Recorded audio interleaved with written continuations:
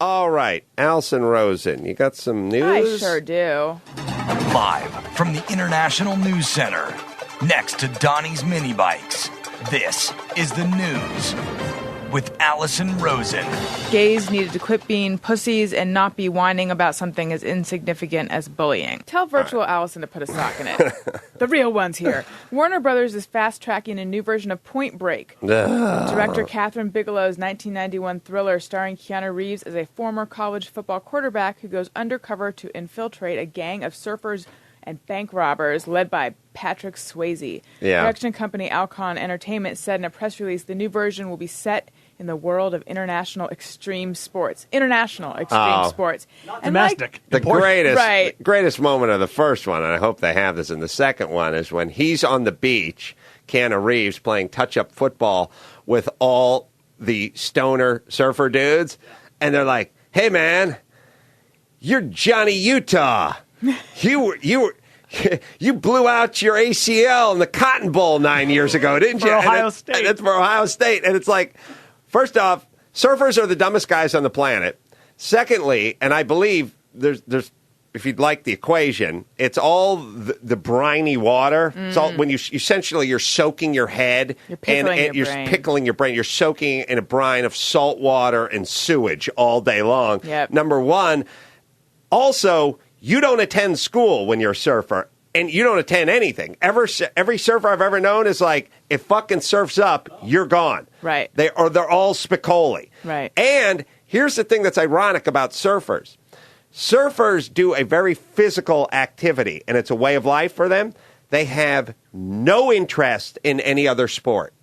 There's no surfer dude who's playing rotisserie baseball or fantasy football and knows a single person in the NFL. I don't know why it works that way, but surfing is its own sport, and surfers don't give a shit about other sports and know nothing about other It's all sports. encompassing as a lifestyle. Like, you start to not care about other things like football and Right, sports. And right. everything. Except for Grooming. they knew Johnny Utah blew out his ACL playing Nebraska in the Cotton Bowl 6 years earlier. You know what I just noticed? They were playing the clip of that sound. They executed in the touch football game. They executed a perfect hook and ladder. Yeah, it's sweet. When does that ever happen? Also, The pros can't do that. When am I ever going to have one of these moments where we go to the beach at night and light it up for an impromptu game of whatever? I know. That thing that's in every movie? It's like you see the guy lighting the 55-gallon trash cans and illuminating, and all of a sudden we Fire got either a fight or a fuck or a ball game or Some something. kind of thing involving chanting. I feel like if I'd get 5 minutes into that activity,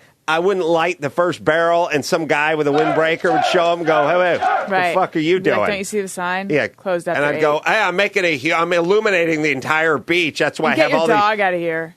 Well, I got all these Jeeps pulled up on the sand in a circle with their high beams on," and he'd be like, "You're getting a ticket, and you Right. get the fuck out of here. Look, we don't let you smoke on the beach. You think we're gonna let you light a 55-gallon?"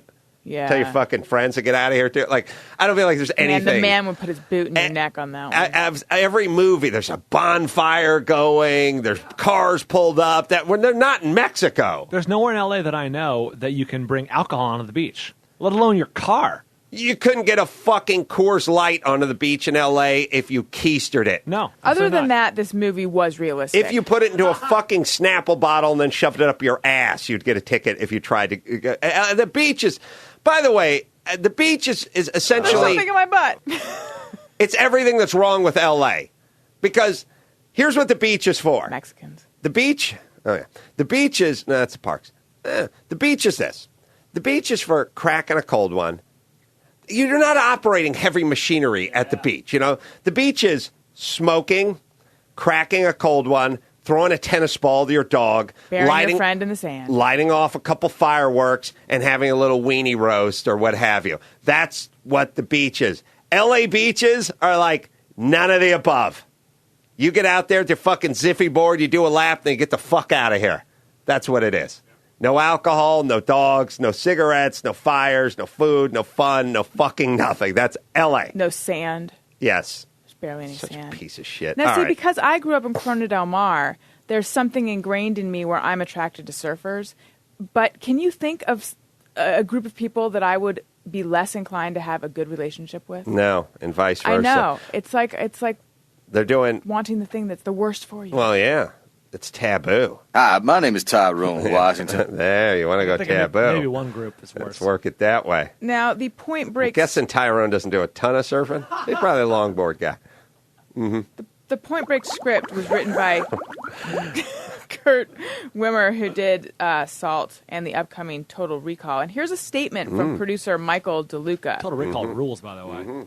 Get ready for this statement. Point Break wasn't just a film.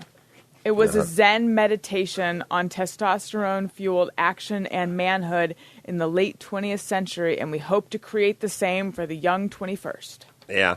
It also had that great scene, too, that they do in every good cop action movie where the young cop shows up for his first day of work at the precinct or at the academy or at the FBI headquarters, and he's greeted with, hey, asshole.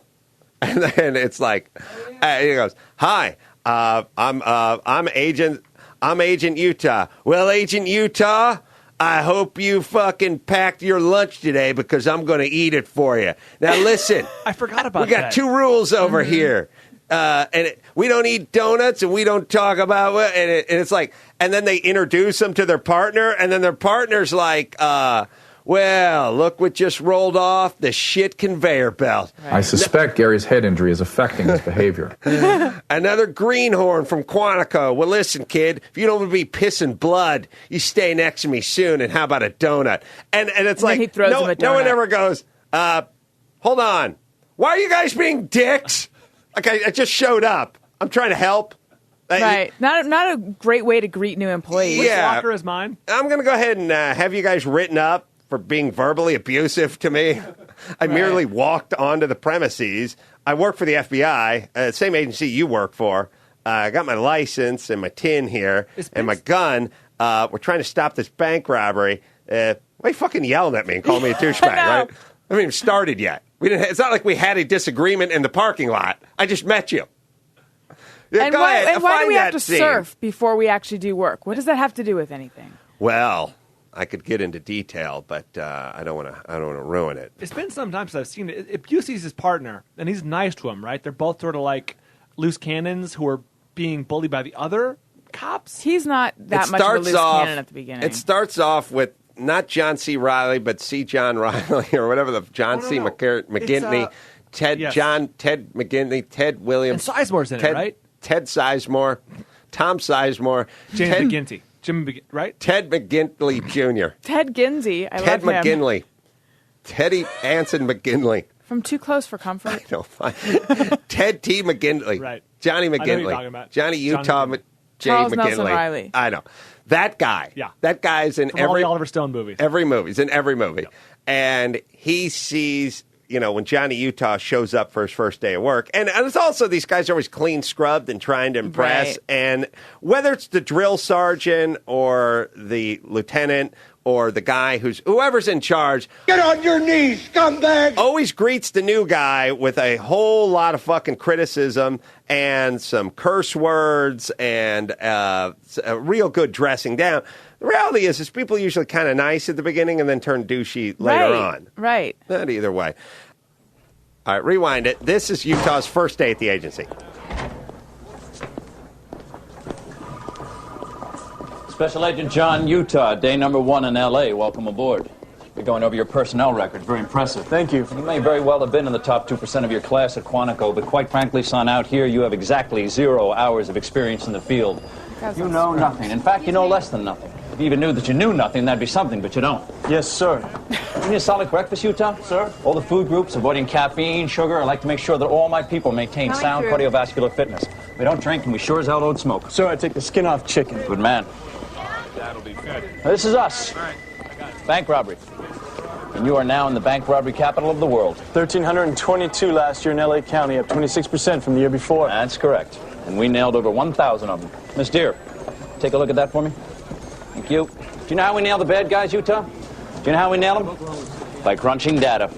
Good crime scene work, good lab work, and most importantly, good data-based analysis.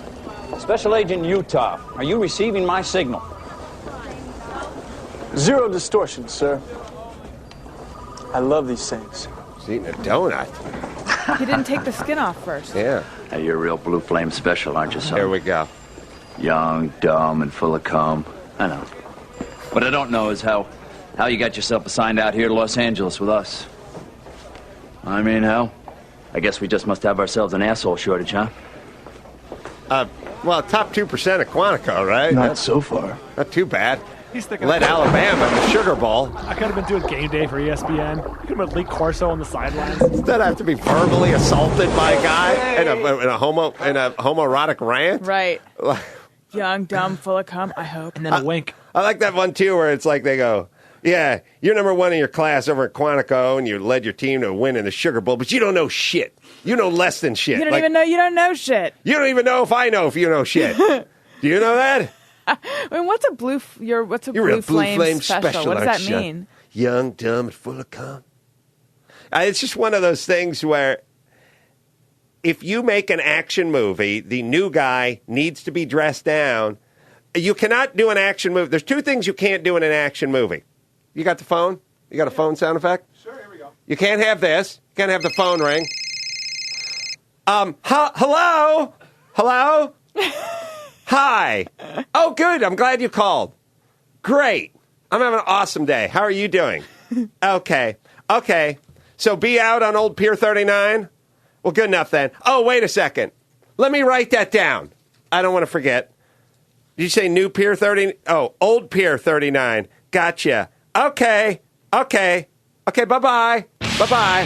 Yeah. So, yeah. If you're lucky, you'll get the guy's last name. Cheat him. Yeah. Mm-hmm. Hi! You never get that. They don't even say hello. They just say, no. Yeah. So. Or they go, Utah. Yeah, you'll get the last name. It's said in a scary way, but you'll never get what? hello. Right. By the way, don't these guys' fucking moms ever call them? Like, hey, I know. Dick, drop the attitude. Jeez, I was calling to ask you out to dinner, but fuck it now. They don't do that. And the other thing you don't do is the first day, it's never like this. Oh, you're John Utah? Hi, my name is Steve Ward. I'm really glad to meet you. I've heard a lot of great things about you. I Facebooked you. Turns out we both know Penny. Yeah, and you know what? I'm a little into astrology. I know you're Libra. I'm a Gemini. That's a good thing. Come on in. Let me introduce you to the fellas. Angela at the front desk got some W-9s for you to fill out. You take your time with those. Yeah. The pens are in the office. Right. You Now, need here's the anything thing. at Those all. vending machines never work. Right. We all go to the ones on the floor above. Yeah. That's just a little tip. But I'm making a kookaroo run later, so tell me what you're down with. We'll send out around a list, and everyone puts down Yeah. their order. On this Friday is Hawaiian Shirt Friday. Uh-huh. So go ahead and wear your best or brightest Hawaiian shirt. That's Yeah. Glenn. Ooh. He's kind of a dick. Yeah. He'll soften up. Don't take this in spirit in which it's intended. When we pass around the lunch list, put your full name on there because we have a lot of guys named Kurt. Okay? Okay. But just the last initial. If it's too much hassle to write your full name. Right. Okay? Okay, yeah. All right. Moving forward then, let's get you fitted for a blazer. Now, it's never that. You're real Blue Flame special, aren't you, son? And the person who's getting it never goes, why being a dick? And also, the person never says, why are we walking so quickly and where are we going when we're having this conversation? They're Yeah. always moving. I don't and there's know always where we're people going. darting through Yeah, and I don't handing even them have things. a fucking cubicle yet. What's the rush? Right. All right. Well, anyway. Buddy, this is your fucking wake-up call, man. I am an FBI agent. I know, man. Isn't it wild? Vaya con Dios.